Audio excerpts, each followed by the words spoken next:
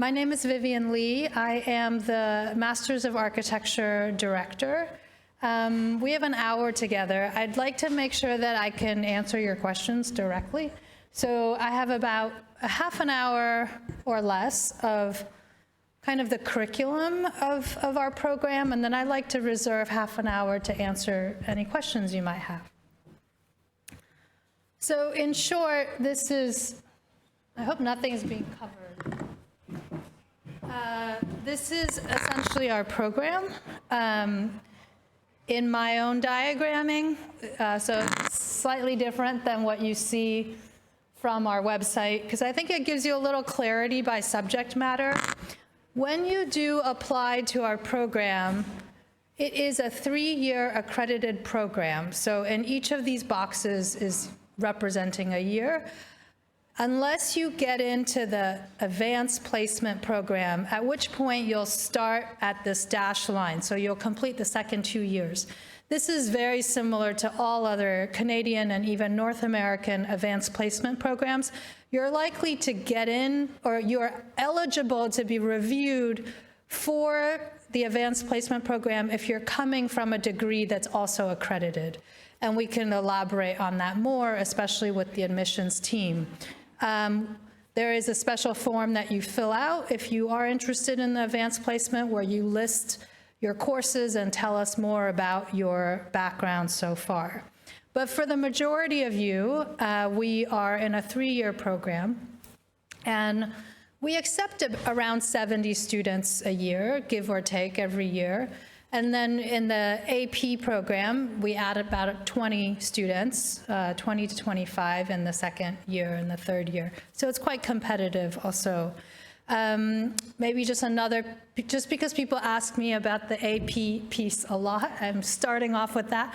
Even if you do not place in the advanced placement program, there is a form that will get out once you are accepted, where you can prove to us that you've taken certain courses like design technology or structures 1, and we review that with our instructors to see if you are exempt from that course, in which case you still have to fill that course with an extra elective. So that's just kind of the broad picture of the 2 things that you can apply for in the MArch program. The blues represent studios, and I'll show you the first, second, third, and fourth studio projects in the sequencing coming slides. That will be followed by an option studio, where we like to invite a lot of guests and also our own local experts. And that's a sequence where all of the programs, whether it's landscape or urban design or architecture, can cross-register for those courses. And it gives you a chance after 4 semesters of core architecture studios to even learn a little bit about the other allied disciplines, which we've found from our alumni to be very helpful in practice. We do also have a year-long sequence in thesis, and that starts here with a 3-hour seminar where you ballot for 1 thesis advisor to take you through the entirety of the 3rd year, from an elective where you're kind of reading and charting out what you might do for the year, to a design studio your final semester. You can see that classes do start in August, especially for the first 2 years. So there is a skills workshop in the first year for those of you that are coming from non-architecture backgrounds, and we actually really enjoy students with no architecture background whatsoever. We found them to kind of have an interesting point of view into this discipline, and by the time they do thesis projects, there's always a kind of interesting take on their perspective in architecture.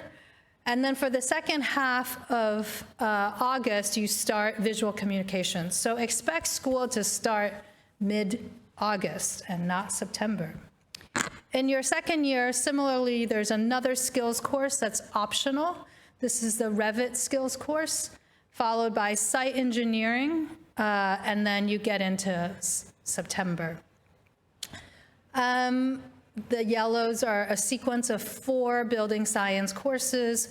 I think that more and more architects are there to understand a lot more information, to be able to manage and process a lot of data, a lot of ways in which mechanical, structural, various types of information are coming in.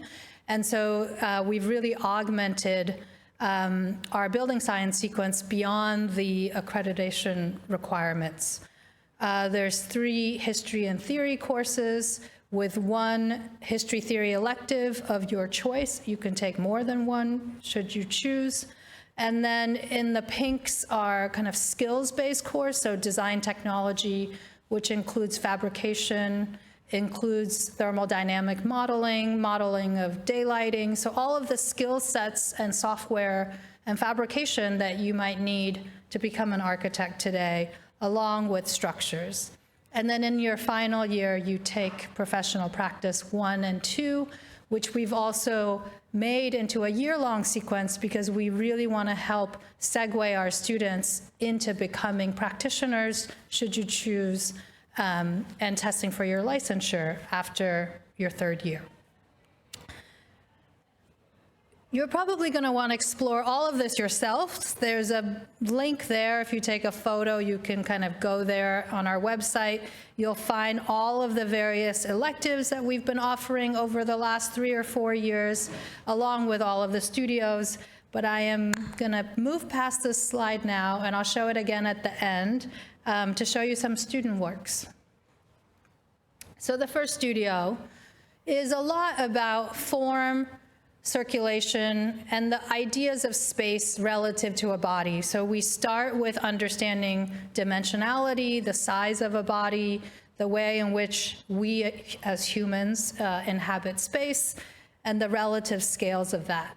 This is tied in with geometric concerns because even though AI and Grasshopper will give us multi-shaped blobs, to have control and understand the geometries that we're making ultimately helps us understand the materials that we're using and how to construct. So there's a precision to understanding shapes and their alignments.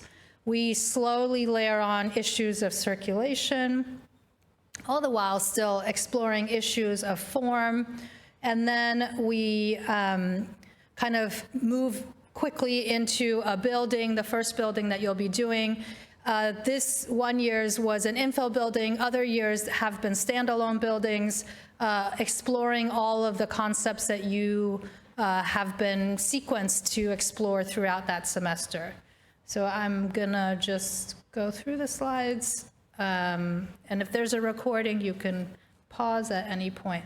So there's a lot of what we call poche and non-poche spaces, front of house versus back of house, what's to be seen, what's not to be seen, the hierarchy of a big space, an important space like this, versus something that you don't want your public to go into, like a closet or like a back of house office. So clarity and understanding how a building works at the kind of rudimentary level. In the second semester, we segue into site issues. And in fact, here we have Indigenous elders, part of our Indigenous Advisory Board, who comes and kind of teaches us not only Eurocentric or Western understandings of site, but a bigger, broader swath of how land, how buildings on land, and how issues such as solar array or the understanding of plants and matter might come to play in concert with buildings. And so you can see here, these are more rural landscapes. How do we build in such a site like this? How do we navigate across the grade or the ground? And a lot of this semester also kind of explores issues of materiality, lighting, and the beginnings of, this is concurrent with structures 1, so the beginnings of tectonics and building. So anywhere from very, very kind of raw understandings of material, how they're put together, how we read the site, and various explorations of that. Our sites in the past 3 years have been on indigenous territories, and we better understand their histories and how they appreciate building on their sites. This is also the semester where you will start to deal with structures, as I mentioned, but the beginnings of detailing, the beginnings of understanding tectonics. So some of the other courses like Building Science 2 starts to come into the fray. In the past, there's been a greenhouse and a museum. So what are the kind of temperature control issues of these different climates, and what are the areas or the Venn diagrams, let's say, between them? In the third semester, we move really big. So more and more architects are asked to think about things beyond the building scale, and integrated urbanism is dealing with kind of urban morphology. When you build in a city like Toronto, there's huge ramifications of what the programs are, where it's sited, its walkability score, what it's near, its stormwater runoff, is it near infrastructure? And these are ways in which architects better understand site in a very urban context, so contrary to site, say, in a rural context. In this year's project, there were, I think, 11 identified ex-urban areas just outside of Toronto that are fastly developing and in dire need of housing and community infrastructure. You will be learning GIS and the abilities to analyze all of these urban spheres.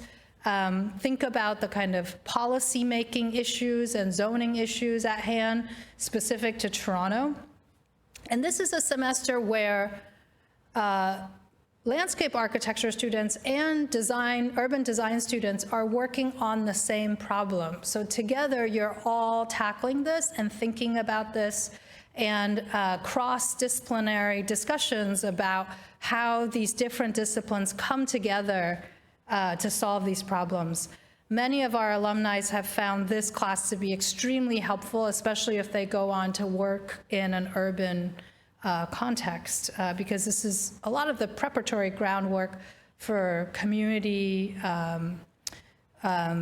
negotiations, how to begin thinking about developing a site, how to begin thinking about density relative to urban morphology. The last core studio that you have to take is Comprehensive Studio. I'm sure many of the schools have this. This is a studio where you've had enough building science courses, all your structures courses, and you're synthesizing that together with designing a building. So really mimicking what it's like to work at an office, practically through design development, understanding the structural system, the mechanical system, but also your desired goals as a designer, and how do you kind of negotiate all of these terms together to come together and design a cohesive project.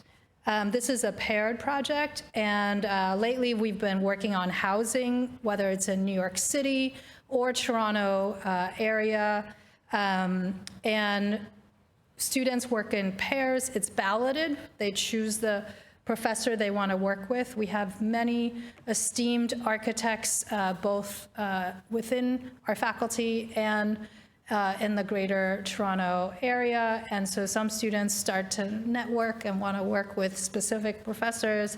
But also everyone has a different point of view, right, when they're practicing and designing. So even though the project is housing, you can see all of the studios have a very different take on how to solve that issue.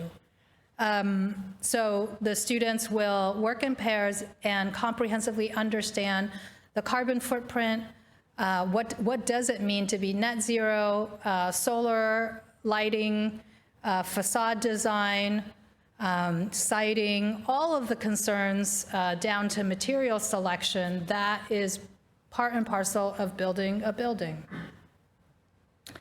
And there's usually very exciting large models of this. I'll just show more of these projects. So I think there's a a lot of exploration, and we actually invite a lot of consultants as part of this course to come and sit with each student pair as if they're the architects, and there's a mechanical engineer consultant, a sustainability consultant, and try to work through all the layers that making a building requires.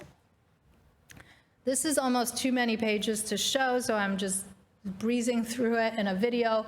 Along with this, your building science courses are completely bridged along with this assignment. So you can see that the deliverables for your other building science and structures courses are kind of melded into one in this last 4th semester, and you begin to understand like the whole life cycle emissions of a building, what are the carbon footprints of various materials, and thinking about building sustainably towards the future in a very, very real way.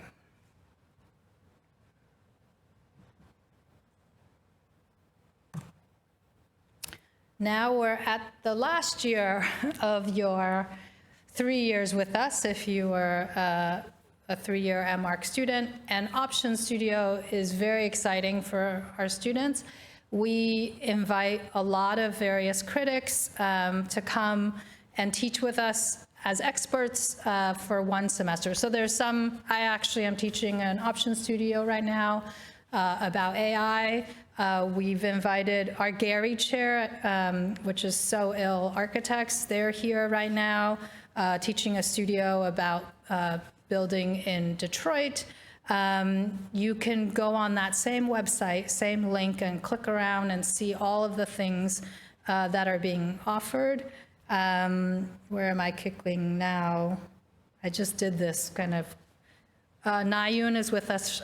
She's teaching a studio in Seoul, and actually the students just came back from Seoul 2 days ago or 1 day ago, learning about kind of ex-military zones in Seoul, or we could be more local, where Soka Studio is looking at the Afro-Caribbean communities in Toronto and learning about how to design in a participatory, community-engaged way, which is a methodology that's being used more and more in our profession.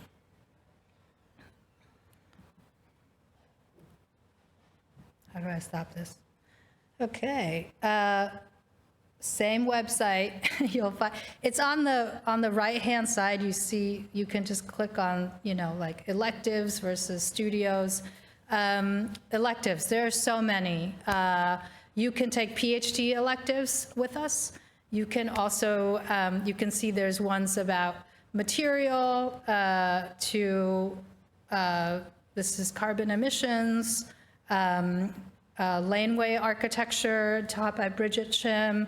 So there's a huge array of electives that you can take, woodworking with Studio Junction, and we do try to capitalize on our location in Toronto and the breadth of talent around us, especially in our option studios and our electives. This is with Shane Williamson on designs of transitions. Last but not least, I know everyone is always asking about thesis seminar and studio. These are, again, as I mentioned earlier, the sequence-long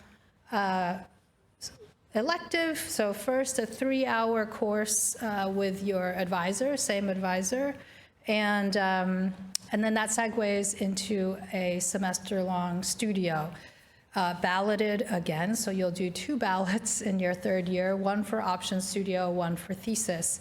You can see the range of thesis that our own faculty offers, from fabrication to housing to health and architecture. When you're balloting, I have to say, in the 5 years that I've been doing balloting, we've never given anyone past their 3rd choice. And you'll see a range of like very more skills-based thesis, like so more guided, I would say, thesis courses versus more open-ended thesis courses. And students gravitate towards the ones that they're interested in, whether they want more research and skills from their professors, or they're interested in exploring their own work and having an advisor kind of supplement them and guide them through their own research. So that range is all available to you in the selection process. So, for example, Jeannie Kim, our associate dean, is teaching something called string theory, which is, I mean, it's a pretty more open-ended thesis, I would say, versus Karen Kubi studying housing policy, where you're kind of those who are interested in housing and housing policy would kind of structure their, or have Karen serve as their advisor versus fabrication ideas. So I'm at the end of my slideshow, and I do want to save time for questions. The last thing that I will end on is the opportunities here at such a big school. I think one of the most exciting things about being here, beyond being able to take any courses you would like, you know, electives is not restricted to Daniel's faculty. You could be at, you know, real estate development or film studies. There's students who cross-register at the University of Toronto campus writ large. But also the fact that we have 1,000 students as our undergraduate student body as well. So many of our graduate students are, you have to apply, but are TAs and serve as teaching assistants for the undergrad classes, especially as they get up in the higher years. You actually serve as TAs for the year below you in the graduate curriculum often as well as research opportunities. There are a lot of professors doing their own research work that's always looking for assistance both during the school year and during the summer. So that kind of rounds out the kind of totality of what I think all the opportunities are at the school, and I'm open for any questions. Oh, mics are all here.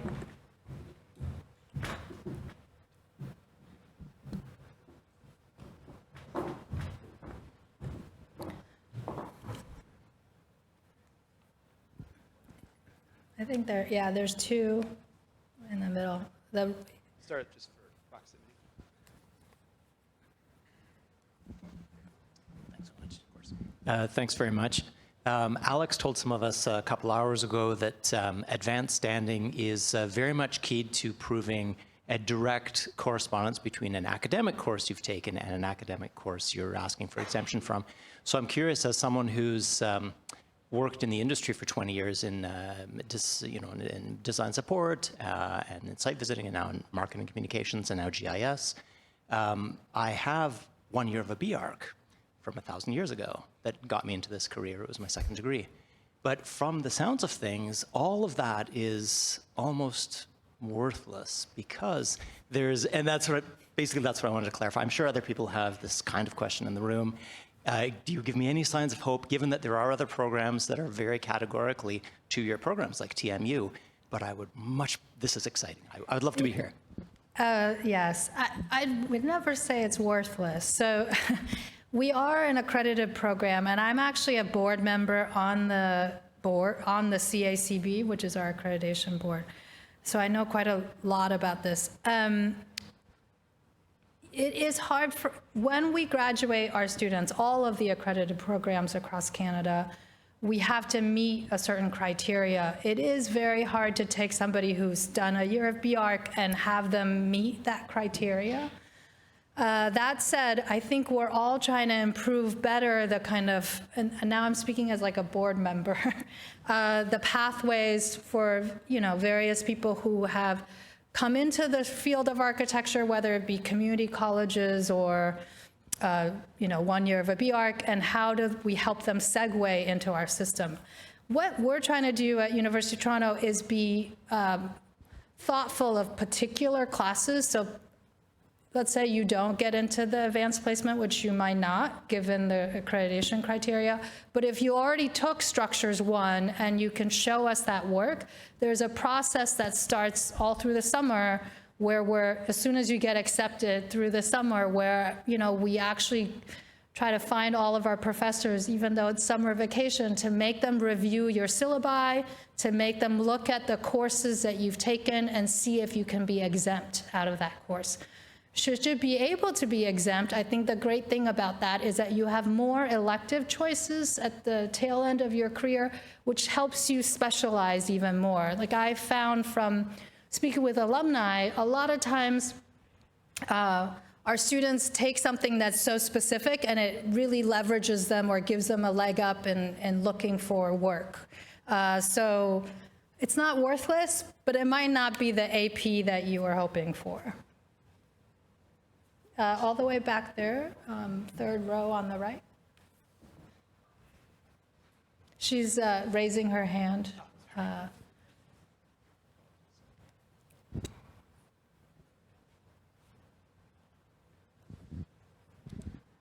In terms of international exchanges, what kind of opportunities does Daniels have for that? Great question. I had a student ask me today. I'm going to be honest with you, I did not have an answer. Because of an accredited program, I can definitely see exchanges with similar, there's the Canberra Accord, and so it's all of the schools that review each other's accreditation processes and accepts them. And so that would be the hurdle to pass in terms of which countries.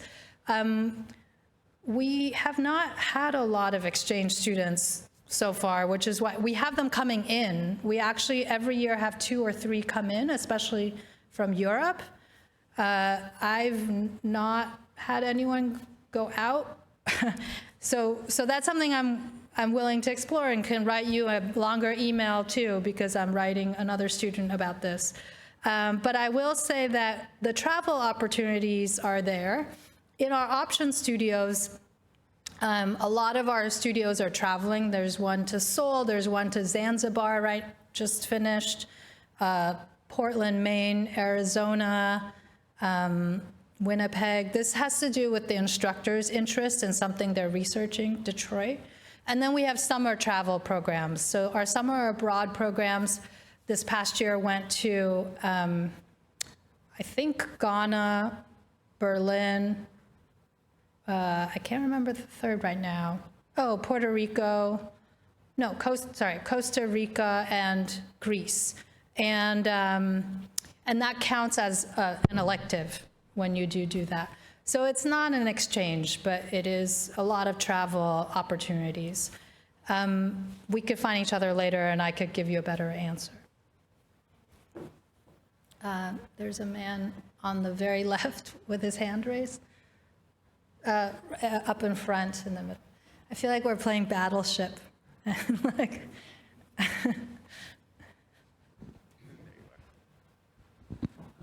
Hi. Hi. I'm graduating in the November cohort. I finish course in August this next year. So should I apply for this December for next year, or should I wait till next December to apply, because I'm graduating next August and the classes start mid-August.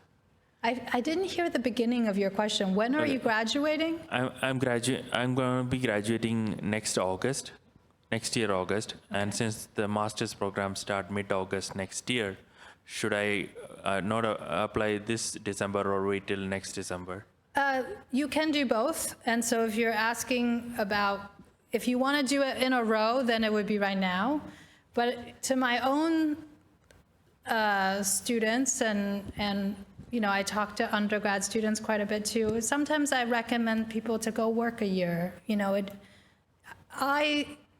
I think it is helpful to gain some practice experience to even know what you're interested in. You do come into a graduate degree almost more focused, laser focused on what you want out of it, with a little more background and experience. But certainly I have students, for whatever reasons, financial, visa, et cetera, they just want to go through, and that's worked out great for them too. We have students who take a leave of absence and decide that they love their summer internship so much they want to work for a whole year, and then they come back and finish year 2 or 3. So all of that is, yeah, I think it's, you're at a master's level, and so you're picking and choosing based on what other criteria there are in your life. Does that help? Yeah. Hi, I got interested in the professional practice in year 3. Could you elaborate more on that? Like what's happening? Are we working with firms? Oh, what the is it? professional practice? Yeah. Okay. The professional practice is taught by Dermot Nash, who is a partner at Tashima Moriyama. And it's actually an amazing course where he invites every week somebody who, deals with cost estimating, somebody who deals with architecture policy making, so various aspects of how the practice engages, and they come and kind of lecture or do a workshop with students. So it's not working with firms, but where you do work with firms is in that comprehensive studio. So we have invited a lot of local practitioners who are part of our own faculty. It's balloted, so you're designing, if the project happens to be housing, you're designing housing with Bridget Shim, and this is the way she conducts that kind of work, and it is very much tailored to how her expertise and her firm might do that work, versus we had, there's so many people who come in and out. I'm trying to figure out who's next year, this coming semester's. Sam Dufault, who coordinates it, is at SVN. They do it very differently and have a different way of practicing. And so the whole section, all 80, 90 of you will be doing housing, but you'll ballot for a different person to work with, which will give you an insight into how that, how working like that firm might feel like. We also have networking events every year. In fact, we're planning for the coming one now in February. And that's a moment where we try to bring in a lot of local and abroad firms to kind of meet and network with our students as a way to help our students transition into the practice.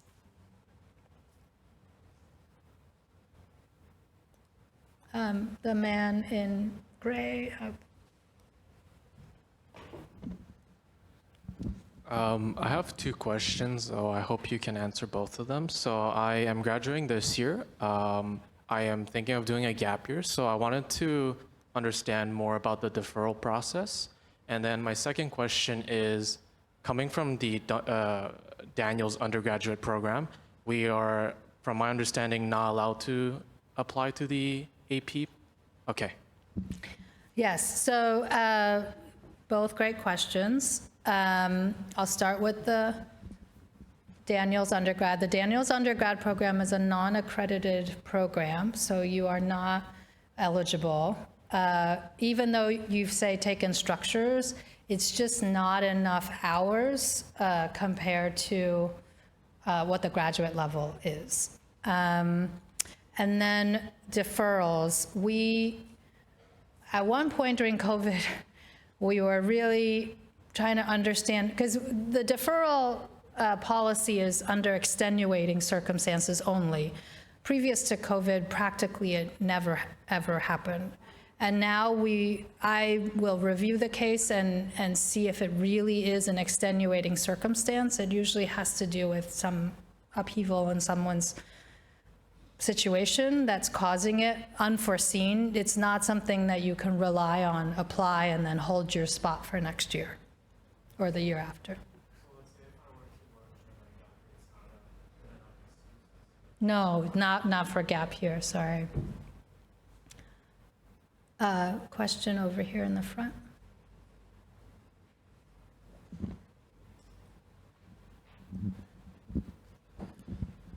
Oh, hello. I have some questions about the site engineering course. Let's say you manage to get the advanced placements and you have like 2 degrees, like architecture, interior design, and I don't know, like 7 years experience. That will apply to everyone or not? To everyone getting into the advanced placement? So this is, the advanced placement, you should apply and there's a committee of professors, mostly those who are teaching second and third year, who will review the courses that you have taken to see if they actually match up to our accredited criteria or not. And so when you apply, there's an option to check a box where you're willing to be considered for MArch 3 year if you don't get AP. And if you check that box, we'll consider you again for the 3-year program. If you don't check that box and you don't qualify for AP, then that exits you out of that review process. So that's, I think, a good way to maybe think about how to sequence.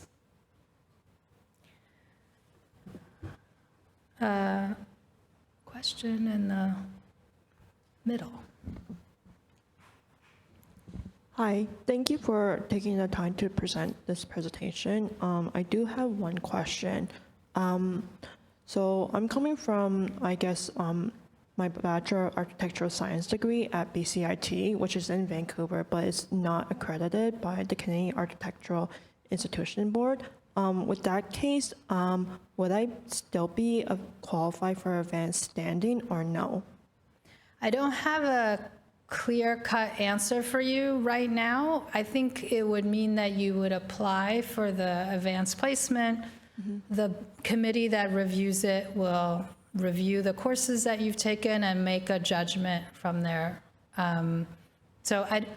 We've had BCIT students who have been, if I'm not mistaken, they do the 3-year, but Alex, do you know if we've had BCIT students who've placed into advanced placement? Not specifically, but I want to say it could have seen that. Yeah, we do get admins into the 3-year program from BCIT regularly, but without actually going into the admission committee, I wouldn't be able to determine that now. Yeah. And I guess the second question, I know usually for like the MR program is a huge program itself. By class average for like, I guess like the studio classes and the skill set classes, is it usually based on like 100 of students, or is it like a small class under like 20 classes? And if so, I guess usually from the assignments, are they usually done like by itself or by like a peer or something like that, or a group? Yeah, great question. I'll talk about it per core studio. So let's say the current class is about 68, and I think they're split into 6 sections, so 11 to 12 students, a group.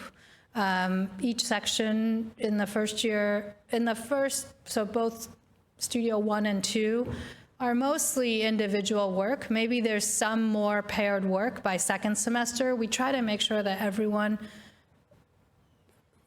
is getting the skill sets that they need to keep moving forward. So very much in the first year, we have mostly individual work. And the ratio, is they actually never grow that big, but they're capped at 12 right now to have that relationship with one professor. So let's say all of the 6 sections are doing the same problems, but then the professors will meet individually with students for desk crits, and then the sections will cross-review each other, and they would all kind of share review days and critiques and final reviewers. In year 2, integrated urbanism, the 3rd semester that I showed you, that's more of a bigger group project. Often it's even 3 or 4 people I've seen, anywhere from 2 to 4, maybe. It used to be 2, but lately I'm seeing much more 3 and 4 person groups. And I think that's because they actually want each student to start with individual projects, and they represent a constituent, like I'm for the housing authority, you're for the community board, you're for the wildlife preservation, and they want these students to kind of play out the tug and pull of what it means to design in an urban space and why there's all these conflicting goals and how to come to a resolution. So there's a pedagogical lesson in why those are the groups. And in fact, they exchange with the landscape students and the design students who come in and kind of also negotiate with all of these desires. Comprehensive is groups of 2. And again, there's maybe 6 to 7 projects, so about 12 to 14 students per group, and you're working in pairs. When you ballot for comprehensive, you are balloting as a pair. It's a funny thing at our school where, like, I feel like after the first semester of your during integrated urbanism, people are starting to propose to each other to be partners and start to kind of feel out who they want to work with. So you ballot in pairs. When you get to option studios, we're at a 1-to-10 ratio right now, so quite small. And that's because we want you to work very intimately in that option studio, and similarly for thesis studio. So 1-to-10, and mostly they're individual projects. Rarely do I have students, I mean, you can do a pair thesis if you would like, but rarely do people take up that option. Thank you. Thank you.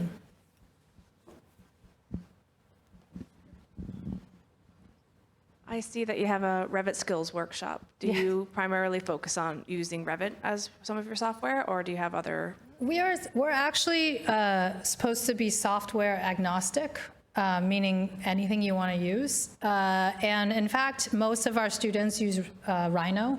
We have a studio help desk, both in the physical space, but also with a lot of tutorials offered to do any number of things, both digital and physical, model making, and I think a lot of our tutorials are, it's in all softwares, but I see Rhino as the biggest one.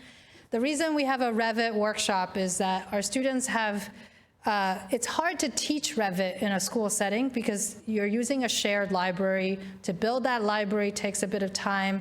And in fact, it's not something that is adaptable to how architects think, because right as you draw a wall, you have to know its wall type, et cetera, et cetera. Like you have to know its componentry. So we like to offer it as a separate optional course for students who want to do that so that they can go into an office and know how to use it, but also for students who might want to use it for their comprehensive, and we let students make that decision on their own. So it's advisable to try and learn Rhino and Grasshopper? Sorry, is it viable? So it's advisable to, I guess, to try and learn Rhino before. Oh, yes. I mean, if you have no software background whatsoever, yes, it's always great to start fiddling with it. But certainly that skills workshop in the beginning of August for incoming students, that will teach you quite a bit along with the first visual communications course. And in fact, for those of you, some of you, especially those of you with no architecture background whatsoever, we might we might love your portfolio and love everything that you've just submitted, but we might write in your acceptance letter that we highly recommend. There's 2 types, either highly recommend or require that you take the skills course, because we don't want to have you start on your back foot. Thank you. Thank you.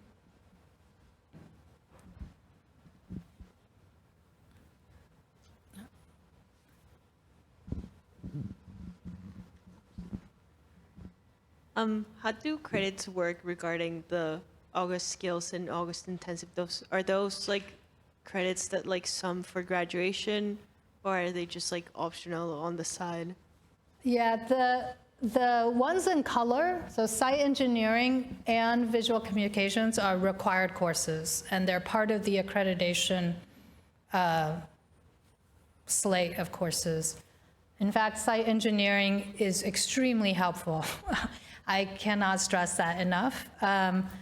And then the ones that are dashed are optional, unless we say that you have to take the Daniels incoming, unless you have no background, and we want to make sure that you're well prepared. Does that answer your question? Yeah.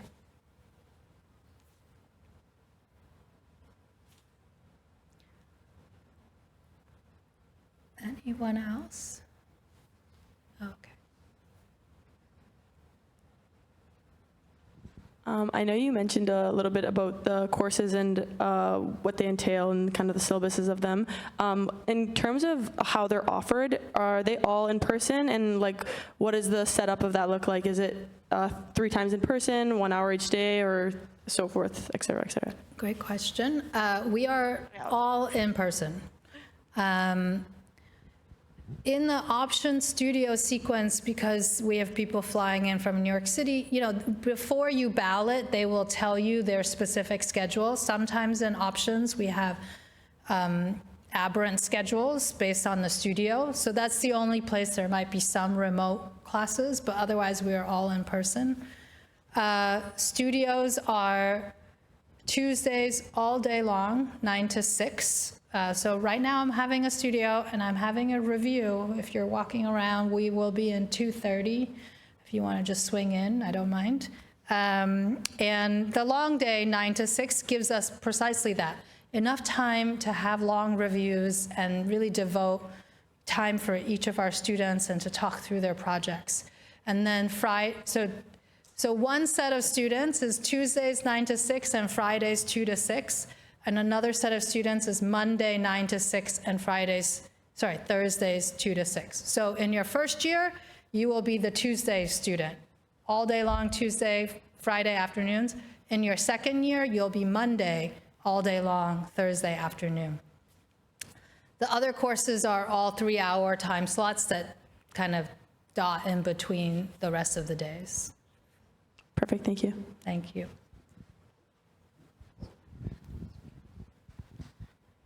Is thesis a required thing to complete in your final year of master's? Yes, everything that you see in this chart is part of the accreditation, with the exception of the dashed skills workshops. So, and the electives are dashed because you can choose which ones you want, but this is the number of credit courses you need to complete your class. And again, the thesis, there's a range of theses. Some students don't want to do a thesis. They'd rather just have another studio, and you will see that some of the thesis balloting choices are much more guided and like a studio. And some are very open-ended, kind of like a free-for-all, like the professor is just there to guide you as a support, and you are doing your own thesis. So within the array that we offer, students often find the advisor that makes sense for them, but it is a required course. Thank you. Thank you. I'm someone who very interested in historical or history of architecture and all the history theory. So I'm just asking, which program is better for someone like me who want to go to be academic in history of architecture or historical buildings and so on? Is it the Master of Architecture or MVS? Because it's so confused in the website. They both have about the history theory, but they don't specify what will be in each courses. I can't speak to the MVS. I can only, because I'm not that program director. Maybe later today you'll find out more. Certainly we have students in our program who continue on to do history theory as a PhD. As part of our electives, you can take any of the PhD courses, and there's many that's offered in history theory. In fact, the history theory program director and I are in the process of setting up maybe a thesis mode that might be a paper instead of a project. This is not set yet, but I don't want to promise you anything, but we're working out what that might look like, and if it passes accreditation, which I think it will do, but I'm double checking. I think your choice between the two programs has to do with what kinds of, it's the subject matter, visual studies or architecture. So we are, if you're the history of architecture, this would be your home.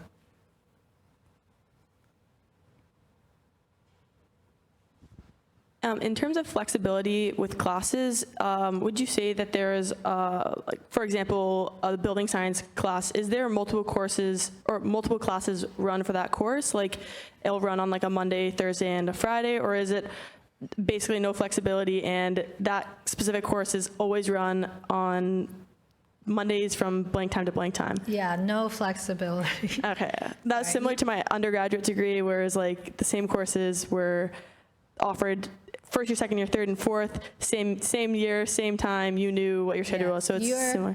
really moving as a cohort through the sequence of the 3 years.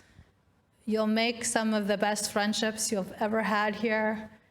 I married somebody from my own graduate experience. It's an intense, you're with each other a lot. So yeah, you're in the same building science course. We do break out into 4 sections of tutorials. That might be a different section of tutorial, but the main lecture sequence and everything is, you're always together as a cohort. And is that information posted online? Like, essentially, we'd have our schedule for the entire 4 years before even starting, correct? Yes, you basically could have that, but if you're Aside trying from to, electives. if you're trying to, we're in the middle of moving some things around, so you can't rely on last year's for this year's. If you're trying to schedule a work day or something like that, I don't know that you can rely on last year's for this year's quite yet. I'm happy to get into the weeds with you. We can email each other. Once I know more and you know you're accepted, we can talk about how that might work out. Perfect, thank you. Yeah. 2 more questions. Yes, 2 more questions because I really have a review starting at 3 p.m. These 2 will probably be the last. Okay.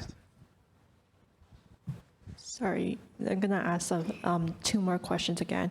Okay, so basically for the Master of Architecture program, this is followed by the previous question, but in terms of flexibility, I know runs as a cohort base, and for people who have like busy schedule, who are like, I guess, aren't in different lifestyles, but then also have a job too, is it recommended, or is it like, no, it's not recommended, you have to go straight to the program and just work your way up?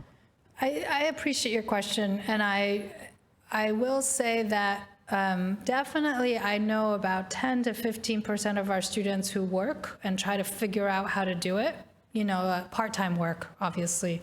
From what I've talked to them about, second year is the hardest to do that because it's just a lot of, second year has a lot of a lot more skills-based courses and a lot more collaboration with your partners, and so that's a hard year. First year is easy, third year is the easiest because everything is electives and you can pick what you want.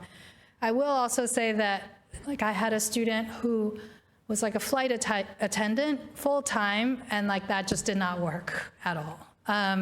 So it depends on what you're looking for, how to structure it. Usually we're talking about 1 day or 1 afternoon or something like that. Thank you. And I guess the second question is that coming from my recent education for the Bachelor of Architectural Science, BCIT, I know from my experience it is a cohort based and there were many things I had to do, but then I'm just kind of relating this from the Master of Architecture program at UFT, followed by that, do you guys require like students who are admitted in the program to do like, seminars, events, like Zoom calls or whatever, or any of the extracurricular activities or whatnot related to this program as well?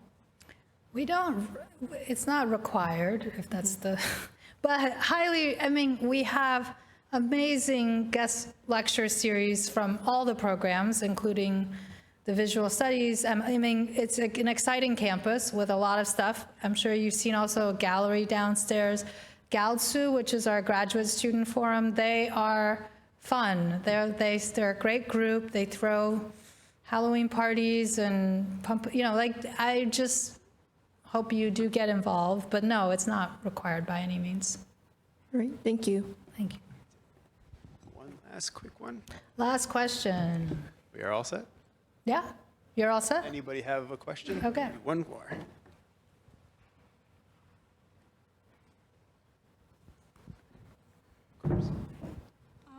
Regarding like filling out the application online. When I opened one and I started filling it, there was this section saying rank 1 collaborative specialization, and under that it was knowledge media design. Could you just elaborate on that a little bit? Because there was an option to leave it blank or to select knowledge media design. Sorry, knowledge of what? Media design? I'm asking Alex now. Yeah. I have a Which photo section? of it.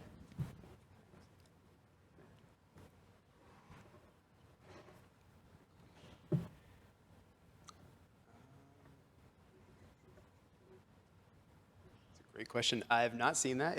I believe it might be a course. What's that? It's, here. I would say, why don't we do this? Loop back after, and we could touch base. Yeah. Sorry, I'd love to answer. I didn't even know that exists. I don't. Yeah, I don't think it. I have not seen that before. Okay, It does say so optional. Yeah, I've not seen that on the application before. hopefully, if Alex can't help you, I'm happy to touch base with you again, but I'll help. We should make things clear, I guess, right? Oh, 100%. Okay, great. Guys, thank you so much for bearing with me, and I appreciated your questions, and I look forward to receiving your applications. Thank you, Vivian.